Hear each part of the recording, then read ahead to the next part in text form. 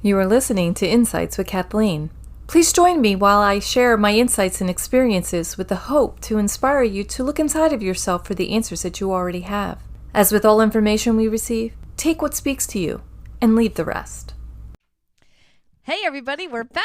Hello guys, how are you doing today, this evening, this morning, whenever you're listening to us? Hey, I hope you're all doing really well. And guess what? We are back on the couch, the official couch. I love that for us. In the official office room. Sherry is on spring break. Woo! Woo! Thank you, Sherry, for being here on your spring break. I mean, you could have been anywhere else in the world, but you chose to be here. Well, I wanted to be here. I'm happy to be here. This was like the top spot for me to be at, so I'm glad to be here on the legendary couch. Awesome. Hey, Sher. Hey, Kathleen. So what you got for us? Oh, I'm presenting it. Uh-huh. So I don't even know how this topic came about. I think we were talking about it last week, and I was, no? Yeah. Oh, I thought you were like, no. And I was like, then when did we talk about it? Well, you were reading me a lovely story, and I forget all the things to do with it. But basically, we were talking about, feeling whole, feeling complete. And I know for me, feeling complete, I always thought I had to be in a relationship or I had to get married or, that was how I was like feeling complete. But you were talking about something else of like, she's laughing. Why is she laughing? All right. So thank you. I tried, thank you guys. for bringing that up and Thanks for hearing me. For kind of prompting the conversation. Right. So I think what we were talking about is between media, right? Media, not just the news, but also movies right. and shows. Yeah. And they always had this little bit of a mantra about, you're not whole unless you're dating somebody. Right. Or you're That's a getting big married. thing. Or Yeah. the whole thing is like, you got to find your other. You got to find your other half. One. There's only The one. There's only one. That's the big thing. And the thing is I used to believe that too. Oh, right. Well, because I didn't know any better. I right. bought into everything that was out there. I mean, when you watch different things and you see different things, you think that's it. That's how it's supposed to be. Right. But life has definitely, taught me different. Considering that I've had over the course of my life,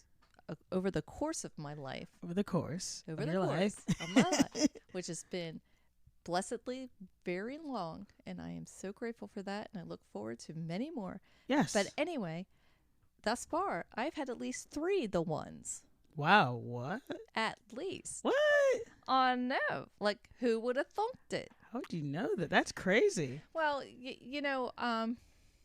the thing is I think when we get trapped in that kind of restricted way of thinking, right, then we limit ourselves. So that's kind of almost like setting ourselves up for lack. Right. To think that there's only one, or that's the one, and then what if that one decides that you're not their one? That's always hard, right? The unrequited love, because then you're like, well, I have to fight for them, or I have to do something to keep them in, because that's my one person, or I have to manipulate it in some way, right? Or this is my only chance. I'll never feel that way about anyone, really, in that way. Yeah, and that causes a lot of suffering on the soul. And I think on some very deep level, there is this thing that is built into each and every one of us. Oh. Where there's this longing of connection. Right. So as being a human being, I mean, if we were to relate it to like a dog, right? Okay. Not that I'm saying humans are dogs, but just behaviorally or just, intuitively or by nature. Right. Like dogs are pack animals. Yes. They need a pack. They need to feel that they belong. Right. Human beings are along the same way. They need a community. And then it's within the communities that they my dog has just presented Sherry with a bone. I know. We were talking about dogs and pack animals, and that's what happened. And she just shows up for us. You like and that? She's like, you're talking about me. So yeah, Lily will join us here whenever we're doing these podcasts. She feels like she needs to be a part of it, right? So she's part of our pack, right? It's about belonging, right? Feeling that sense of belonging, feeling that sense of belonging. And I think that if we really were to dissect it and pull it apart, is that as spiritual beings, right? So we've talked about this before. Spiritual beings, we make a contract to come into this world, into this life, right? And we want to have certain experiences. Okay. Yeah. And then those experiences will help us to grow as a soul. Right. Okay. So if we base it on that premise, from where I'm about to go, based on that premise, we come down. So now when we incarnate into a human body, there's a part of us that's like trying to reconcile, like, wait a minute, I don't feel like I belong here. Oh, yeah. Right? I don't really feel like I'm connecting with anyone in my family. Yeah. Right? I feel very disconnected in some way. Right. I want to be loved, but I don't feel loved. Yeah. So now, if we don't feel loved, but we want to be loved, what's the first thing that most people are doing? Getting in relationships, trying to find looking outside of ourselves. Right. So, and it's taken me many a year. So please know, anyone who's listening, this is not an overnight thing. Yeah. Right? This is about exploration. Right. This is about exploring. I mean, the whole reason why we really do come incarnate into a human form is to explore all of these angles of love. And believe me, they show up in many different ways. It's not always the mushy, kissy. I always think it's that. Yeah. That's the first thing I think. Yeah, a lot of people would, right? Because again, that's the programming that we're being presented with and flooded with everywhere we look. Yes. Right? Yes. But if we take a minute and we step away from that and we look at where's the lack, like where's the hole, right? And then even just looking at the patterns from our own families, right, and the disconnects there, it comes back to loving oneself. What? That's just stupid, right? What do you mean I gotta love me? I do love me. I love me enough to feed myself and to shower. All right, we're done. Right. Where's my partner? Where's my romantic partner? Right. But if we're not embracing all that we are, even the stuff we don't like about ourselves, to find a way. My dog is now sitting on Sherry's wires. It's okay. My head is like gonna go towards my lap, but it's all right. I'm so sorry. Lily Dogs just wants to be a great, part of the guys. conversation, and she wants the bone to be in the center of everything. Yes. I'm sorry about that. Gotta love that. It was dog. very distracting. Because she's looking at me. She's like, Sherry, your head's like down. I'm like, well, I can't. I'm not gonna kick a dog. And I love what you're she's saying. bowing down to the message. I was like, this message is so good. I'm receiving it. I love that. Yeah. So it really comes that the part about loving ourselves. It's not just about taking care of our physical selves, right? But it is about accepting all of those aspects about ourselves, even the parts where we make bad decisions for ourselves. Oh, I judge myself a lot for that. Right? A lot of it's like, why can't you eat healthier? Why don't you have any like stamina to walk that much? Or just a lot of that. And I'm like, but I like this part. So I ignore that part of myself, but I only like the maybe more lighter, more positive ones maybe. Right. And what about like when we're going through some stuff, right? Like, because we all go through stuff. We all have, those family members or friends or something that will frustrate us or something we're pushing against, but something maybe that's bubbling up inside of us. Right. And that maybe we need to process. Ooh. Talk more about that. What do you mean by that? So let's say that, all right, so mind you, here's my little caveat. Like this is a big thing, and a lot of what we talk about, they really kind of go hand in hand, right? Almost all together, and it takes a little while, but not like forever. I mean, it's all doable, right. But so let's say, we'll take me for example. Oh, you're a great example. Thank you, you willing person.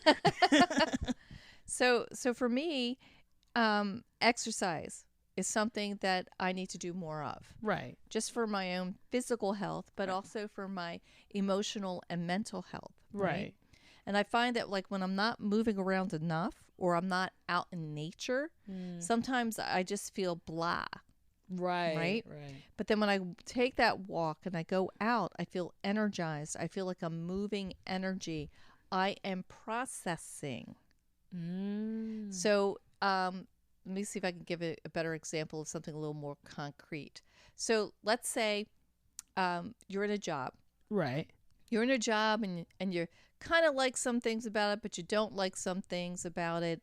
And that maybe an opportunity's come or an instance had come up at work, right? Yeah. And you need to process what just happened. Right. Okay. Like, all right. Like maybe your boss is sitting there across from you and having this conversation about something you can improve upon. And you're like, what? Like, what is he talking about? Right. Or is she talking about? Or what are they talking about? Right. And then you could just react right in the moment. Right. But a wise person would take a breath and say, thank you. I will, consider everything that you've said and see if I can, turn this around or do better. Something along those lines. Right. And then you instead of like when you leave that meeting, instead of just like cussing about your boss and having the conversation, right? Or like that person just sucks because I can't believe that they're just nitpicking on this, and that's relatable, and you walk away and you go to process it. All right, let's get to an even more clear picture. Okay? We love clear pictures. Give me some of that ray of sunshine. So real life example. All right. So I had this person that I had was my boss for quite some time, and we've built this really close relationship. And I had brought to their attention that I was having issues with some of my peers. Right. My peers seemed to have an attitude, but I innately knew that this wasn't all about me. Right. Like I was a focal point. Right. But it wasn't really because of all that I was doing. Mm-hmm.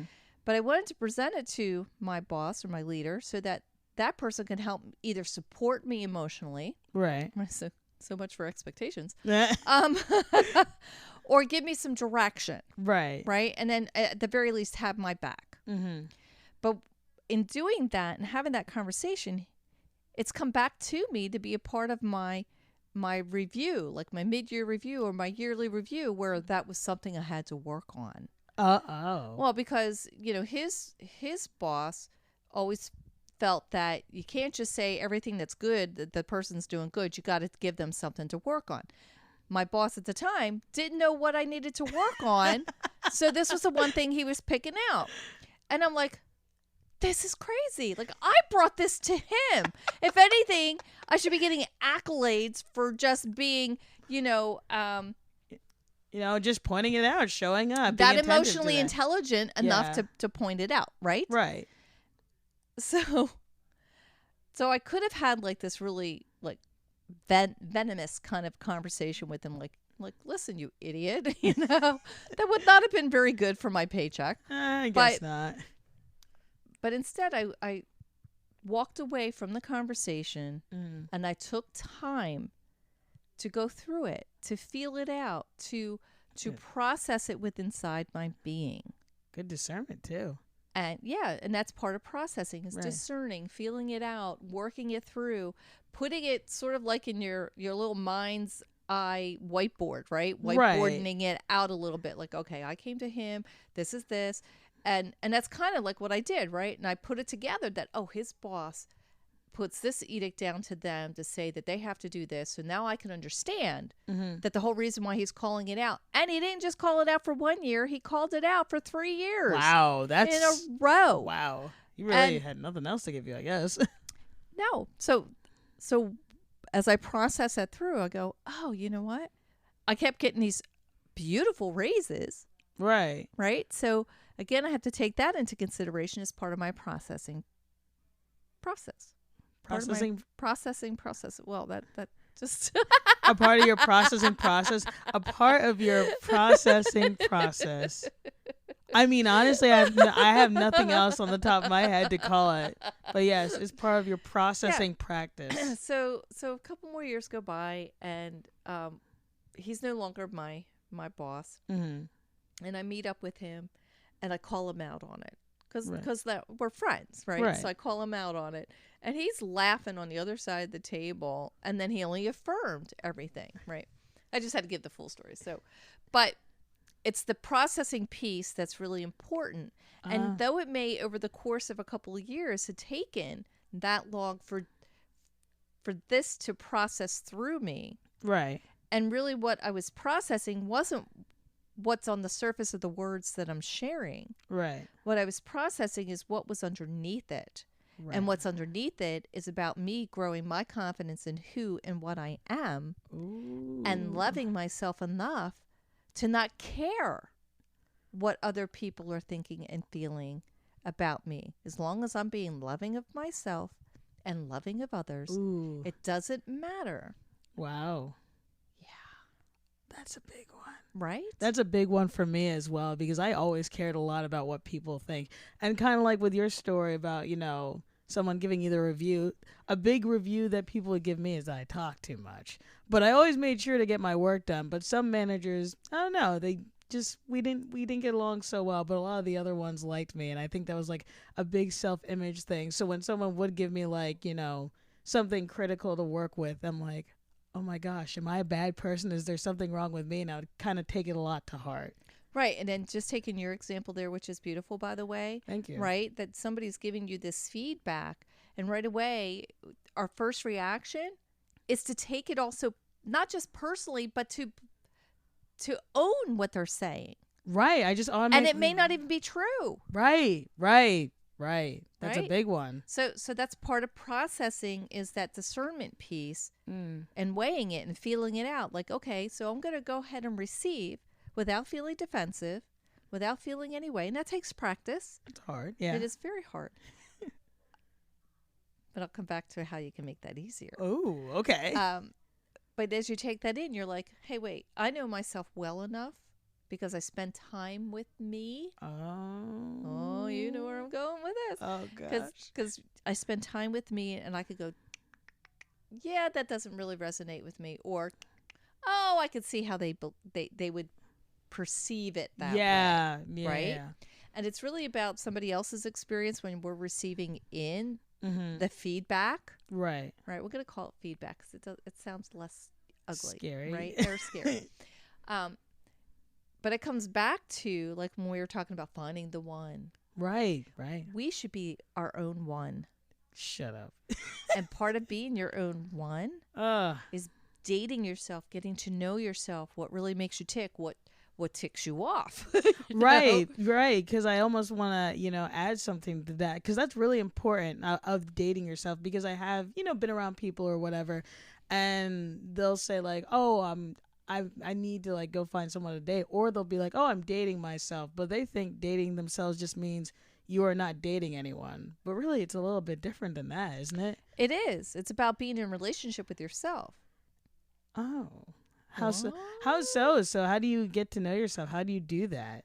Right. So it's about a couple of things, right? Right. It's about reading your body, what feels good in your body, what doesn't feel good in your body. So we're talking about food you eat, things you drink, right?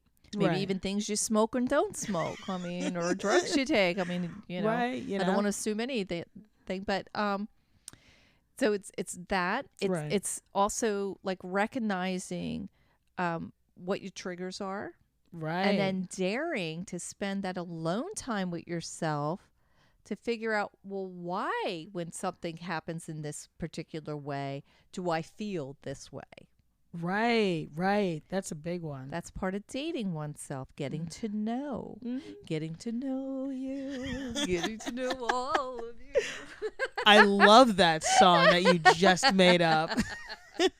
But the thing is it's, when we think about dating, why are we dating? We're getting, besides the fact that like we like the butterflies, or besides the fact that, maybe we like the physical aspects of it. Yes. But really it's about the belonging piece. Right. And sometimes when we're dating certain people, we're really kind of projecting ourselves onto them. Right.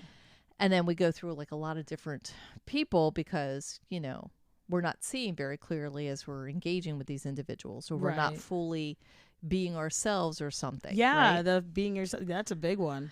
Yes.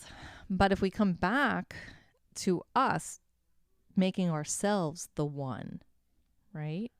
We make ourselves the one. We spend the time with ourselves. We do things that bring pleasure to ourselves, as well as when something is not so pleasurable, being brave enough to figure out, okay, where's that really come from? That is nice, because then if you do, encounter a romantic relationship, you can know, like, yourself so well of like, I don't like this or I do like this, and you could discern out that piece as opposed to just being like one cohesion bubble. Yes, exactly. And the other thing is too, is as you get to know yourself more and you build your confidence and you tell yourself, hey, I love you. You're pretty special. Hey, you're a pretty super kind of person here. Hey, you know what? You deserve to be happy. Right. And you deserve to be loved for all that you are. Ooh. Well, yeah, that one really spoke big to me, right? That one's big. And because I know for myself, when I was younger and dating people, there were parts of myself that I hid from them, or I held back. Yes, or shrink. Shrink. Hey. Yeah. Hide and seek. Previous episode. Check it out. Good plug, Cher. Thank you. That's what I did. Yeah. On purpose. No, I'm kidding. Yes. Go listen to that episode. Not kidding. But yes, you were saying. Sorry, I'm too busy laughing.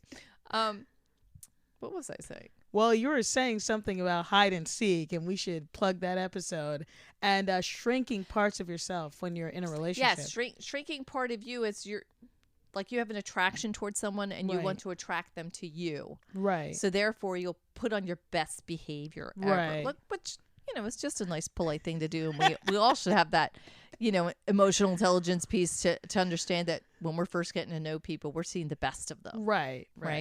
So just a little side note.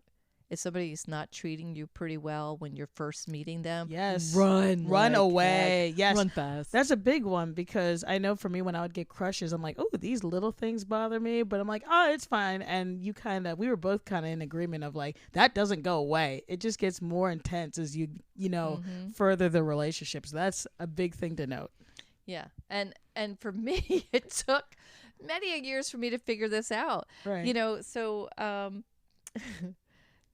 Few years ago, there was this man that came into my life, and he was otherwise engaged, if you will. Mm-hmm. Basically, he was married. Well, there you go. Okay, yeah. He was married, and we're just gonna say he was married. Yeah. And I was like, okay, I totally respect that. You're committed. Right. You've committed yourself to someone else, and hands off, and I get it. But I can respect and appreciate that. And so he was working on a project with me. I had hired him to work on a project, and he was fun. It was fun. Yeah. And I was just being me. Right. Because hey, I like being me. I'm glad you like being you. He was very flirty, and I didn't pick up on it, right? Because I'm thinking, well, he's married. He's just being friendly, Right. And it's like I'm not even thinking any of that. Right. And then I start to notice he's really flirting with me. Oh, you know what? I'm just going to be fully me. Right. As a way to discourage him. Oh, so you're using it as a way to like detract someone. Like how not brilliant is that? Right. So I figured, hey, I'm just going to fully be me, and then they'll probably lose interest. Right. Oh, you know what? That totally backfired. Oh. Because as I was being fully me, that person was more interested. Right. But it was a wake-up call to realize, I can love all of me and be all of me. And I should just show up as always being all of me, no matter who is around or who I want to attract. Because really, I want to attract people who really are into all of me. That's true. So that way, you don't date them down the line and you're like, you feel like you're stuck and you have to be this version. Or they're stuck, right? Mm-hmm. That's a big one. Yes. That's a big light bulb one for me, because I always think that too. I'm like, oh, if I act this way, or if I act like this version of myself, then they will like me. But if I'm fully myself, that's too much. I even was telling you a bit about like, oh, I can't date someone like me. And you're like, why? And I was like, that's too much. I'm too much of no one can handle all of me. Which is funny because I was the other way. I was like, I need to date somebody who's like me. I mean, that's fair though. I feel like that lends itself in works. Yes, but I also had how many years upon you, right? Like when I was your age, I would have never thought to date somebody like me because I still was figuring me out. Right. So now I'm not saying in any of this that you shouldn't date until you've totally figured yourself out. But just be sure to have that time with you. For sure. Yeah. To make sure you're making that time for you to date you. Be your own prince. Be your own prince. Yeah. Don't buy into, and anybody, anyone listening here who may have children or daughters or in the future have a daughter, be sure to let her know, give her that message, be your own prince. Nobody's here to rescue you. No. And we should never expect that of someone else to rescue us because that's not fair. Yeah, that's kind of giving your power away, I feel like. Exactly. Good job. Thank you. You're welcome. I'm here today. I'm here all the time, by the way. Just want to clarify, I'm always here. No, that's very important. I love that. Yeah. And so, when we can show up for ourselves first, it helps us to be more open-hearted to show up for someone else. And it takes a lot of pressure off of you and that other person who may be breezing through your life. Right. To help you to expand as a soul. Right. So that moment in time, you can still find these beautiful little treasures, right? And then instead of resisting that it's time to let go of that relationship, right? Because if we're secure in who we are, and loving ourselves and knowing that, hey, I did open myself up fully to this person, but I can see the writing on the wall that this is going, and if we don't resist letting it go, if we go with that flow of allowing it and releasing it, it hurts way less. Yes. I always know for me, just even with like relationships or stuff like that, where it would like extend really long, and I knew for a while that it should have ended, but the resistance piece, it just makes it all the more like, Well, yeah, because then we feel like, oh my goodness, I will never be loved again. Oh my goodness, that's a big thing. I'm gonna miss all of that. Oh my goodness, my bed's gonna be empty. It's not empty. You're there.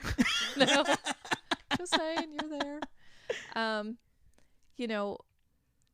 Also, I don't know why I'm feeling pushed for this, but go ahead. As part of being there for yourself, yes, right? Be fully there for you. And if you feel that, maybe you've had past relationships, right? Right. Maybe you've had past relationships that really hurt, and you're like, man, these people just suck. Right. Right. And we're saying people because we don't want to say guys or girls, right? Right. Just people, they suck. I'm just going to use them now. Bill, is that really loving of you? No. At first you may think so. Right. But it certainly is not loving of them. Right. And there are so many potential consequences that could come out of that, emotionally, physically, even spiritually. Right. So be sure that if you feel that you are having, running into these people with these issues and things just not working out, that might be a clue. Right.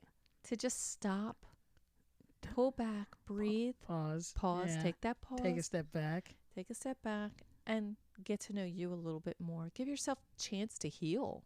Right. Because, I don't think we do that enough. No, I don't think we do. I feel like sometimes we may invalidate that. Yeah. To hop in right from one thing to another. Right. Think like, okay, I just got to get this one out of my system. But, you taught me very well of like how to validate your emotions and like take the time to process everything that happened. Here comes that word again, process. And so, Sherry, can you tell us a little bit more about that? A little bit more about processing? Yeah. Oh, gosh. Well, I don't know where to start, but I guess. Well, let's just start with that piece right there, right? With like relationships? Yeah. So like you just released a relationship. Right. So I know for me, I just released, I would release a relationship. The contract would be up, whatever. And I would think I need to go on dates, or I need to like get something out of my system to kind of like wash that bad taste out of my mouth, so to speak. And I would do that, and I would kind of like fumble. I'm like, I don't really know what I want. I don't know. I don't like what I'm attracting or whatever. So what I did is I kind of talked with you for a bit, but what I did is I just kind of, I got the time to know myself a little bit more. And I think the biggest thing I had to keep telling myself is I don't need to be in a relationship to be happy. I don't need to be in a relationship. Say that again. I don't need to be in a relationship to be happy, because, you know, I'm at school now, and the big thing is like, oh, I'll go on these apps. I need to go on these dates. I need to get whatever I need out of this exchange, but you don't need to do that. You can. It's your free will to do so.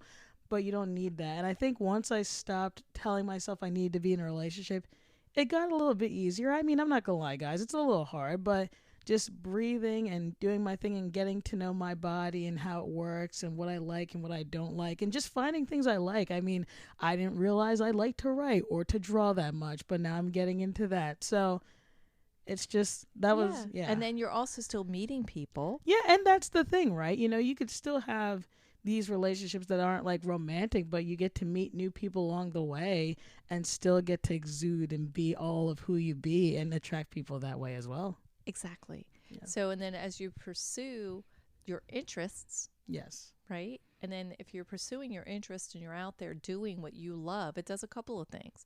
One, it makes you feel good, makes you feel confident. Oh, for sure. Right? And then it exposes you to people who may have some similar interests. Right. Which then can get a conversation going, which then, you know, you just don't know what doors that could open up for an individual. Oh, whether it be sure. professionally or romantically or just as a friendship. Right. Yeah. I love that. Do you love that? I do. And it helped a lot for me too, because I know a big thing for me would be I don't need a relationship to make me whole, and also like profession wise, because if I wasn't obsessing over who to date, I would bring it into, okay, professionally, what do I have to obsess over? So just having that balance and just be like, I'm me, I'm whole, I'm okay, and I love me. Just I find, you know, I feel that Americans have a really hard time just being. Yeah, it's just being and just relaxing and just I noticed that, because a lot of the people, you know, I would just encounter in life or in college or whatever, it's always like, oh, what are you up to next, or what project, or are you dating someone, or what project are you doing? And it would happen all through school and stuff, and I'm like, right. Ooh. So what do you think that's really a symptom of? I don't know, feeling like there's lack. I don't know. Well, some of it's lack, but I think some of it is an avoidance of getting to know oneself. Ooh, she said that. An avoidance of silence and stillness. Oh, for sure. Yeah. Not really fully seeing the value in that. And those are patterns that our families also teach us. Oh, for sure. Yeah. And I love that you're trying to break those as well.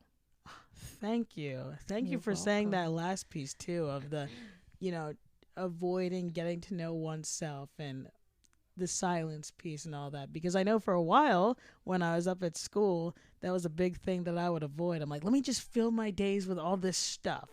And I feel like I'm not productive if I'm not doing a bunch of stuff or interacting or whatever. So that is something I'm still working on. Yeah, and you know, it's not always comfortable. Oh, no. but why not make it a game? Yeah. Right? Oh, let's see. How long can I do the silence and sit in uncomfortableness, you know, and then time it. And then, all right, so today it's only 5 minutes. All right. Whew, I'm sweating just from sitting in there. Yeah. And then if you just practice that every day, then it stretches. And the next thing you know, you're craving that time. Ooh, you're craving like the alone time and just being. Just being and feeling out who you are. Because, you know, if you're listening to this, trust me, you're a beautiful being. Yes, you are. And you are so very loved. Yes. And you are so worth getting to know. Right. So why don't you get to know yourself first? Right. So then you could be fully you, attracting in those people that'll bring joy to you. Oh, beautiful. Thank you, everybody, for listening. She's like, that's a wrap. We got it. Let's go. Y'all have a good night. Thank you for tuning in. Remember that you are bigger than anything that you're going through or anything that is happening around you.